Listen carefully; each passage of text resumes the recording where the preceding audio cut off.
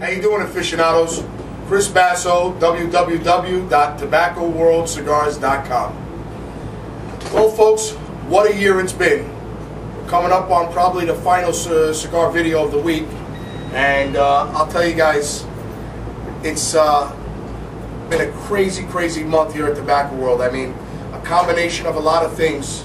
Being voted the best cigar shop in South Florida for 2006.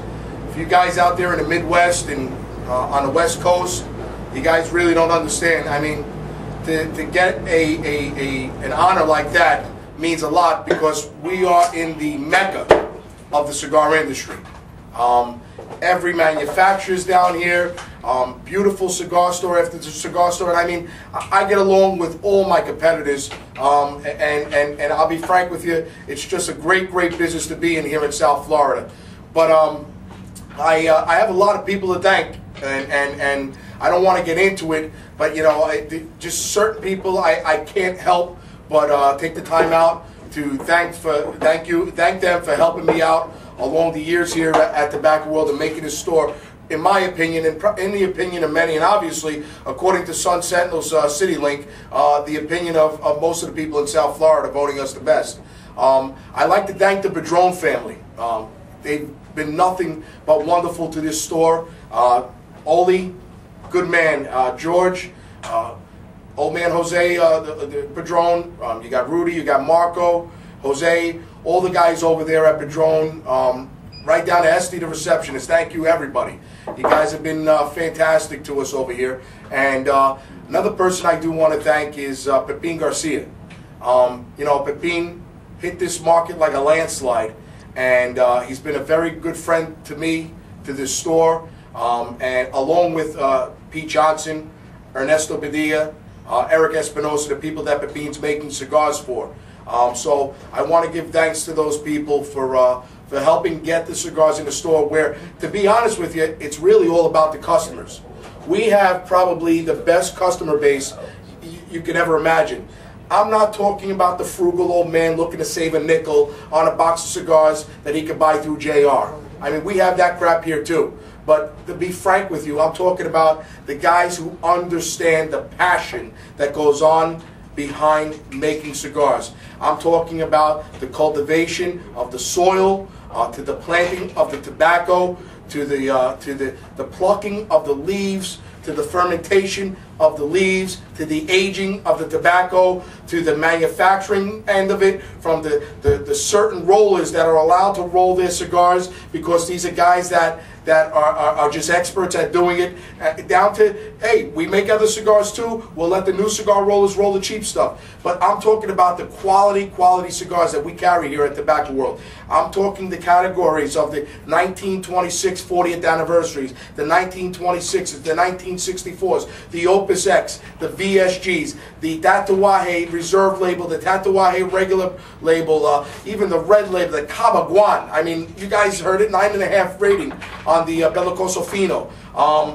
The Grey Cliffs, you know, all those great cigars that are out there. Lito Gomez, I want to take time again. Lito, congratulations, man. You've come a long way with the Mysterio, with the Coronado, and all the creative lines and the ways that you've made cigars, implementing the chisel size to the industry. I mean, congratulations. All you guys are making wonderful cigars and making this year a great year to be a part of. Now, I'm going to go right to why I'm here. Cigar recommendation of the week, and I hate to do this to you folks. I'm not this kind of guy. Everything isn't great to me, okay? I mean, I love a lot of stuff, but everything isn't great to me. I have probably 750 different types of cigars on display in the store, and I have somewhere in the neighborhood of 1,500 cigars that are upstairs and up top that never even get a chance to be put on a shelf. And to be quite frank with you, unfortunately, I get so excited about doing this video, I only want to tell you guys about the great cigars. So I'm not going to play any games. I'm not going to say I got the 10. I'm not going to say I got the 9, 9 1/4, 9 16, 9 3/8. I have another 9.5. Just like last week's Coronado, the cigar I'm recommending, and you guys are more aware of this than I am. I'm not telling you guys anything new, but I'm going to do something a little bit different than I do in other cigar videos. I'm going to recommend the cigar, and then I'm going to tell you folks on what it tastes like and why it deserves the 9.5 rating it's getting. Ladies and gentlemen, the Padilla, 1932. That's the label. I don't know if you got the actual label there. Beautiful, beautiful artwork. If you could see behind me here, I have a beautiful box that it comes in. It's presented in a box of 30. It comes with 3 different sizes in it. By the box, it comes with a Torpedo, a Robusto, and a Churchill, which are the only 3 sizes that they make. And to be quite frank with you guys, I smoked 5 of these cigars. Unbelievable. Unbelievable job that Bean Garcia did it again. I don't know what this guy does. It's like he fucking laces the cigar with crack. It's that good. You smoke it, you want to come back for more. You smoke it again, you want another one. He does it every time. The guy is a magician when it comes to making these cigars. And guys, I'll tell you what, it's a very, very full-bodied cigar.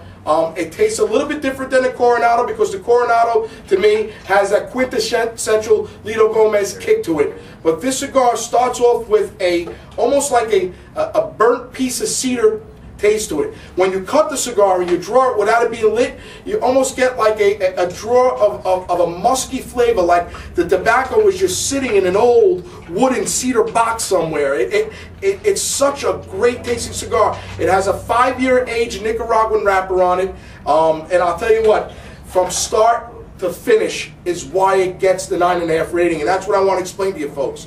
Why I give cigars 9.5 ratings isn't because I like the name, or I like the way the band looks, or I'm trying to make friends with somebody.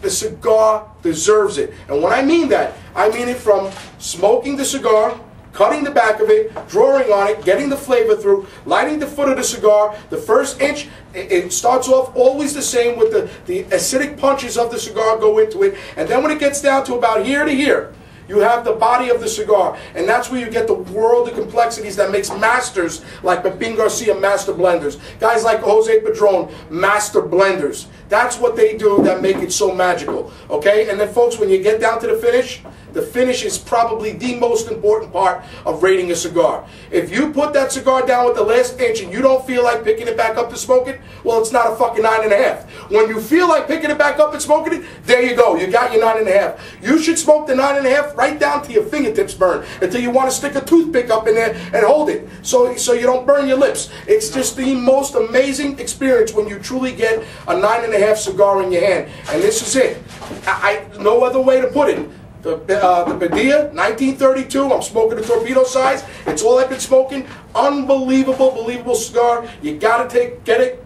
We got a back order. Put your name on the list. We have a big shipment of these cigars coming in this week, and we're gonna try to get them and fulfill the back orders as quick as possible. Real quick, before I run, I want to send a shout out to a gentleman who won the humidor contest that we ran here with the wine rack, Tony Antonoro. Tony, I left a message with you earlier. He's in Douglasville, Georgia. Tony, congratulations. Happy holidays from Tobacco World. You deserve it. You won it. It's yours. This isn't a joke. It's not a gimmick. I'm going to send you the fucking humidor. It's beautiful. And you're going to get it to your door. I want you to put the best cigars in it. And remember that was compliments of Tobacco World. Guys, that's it. Happy holidays. And remember, I love to smoke. If I could smoke in my sleep, I would. And if I die and they don't allow smoke in heaven, I want to go to hell. See you next week.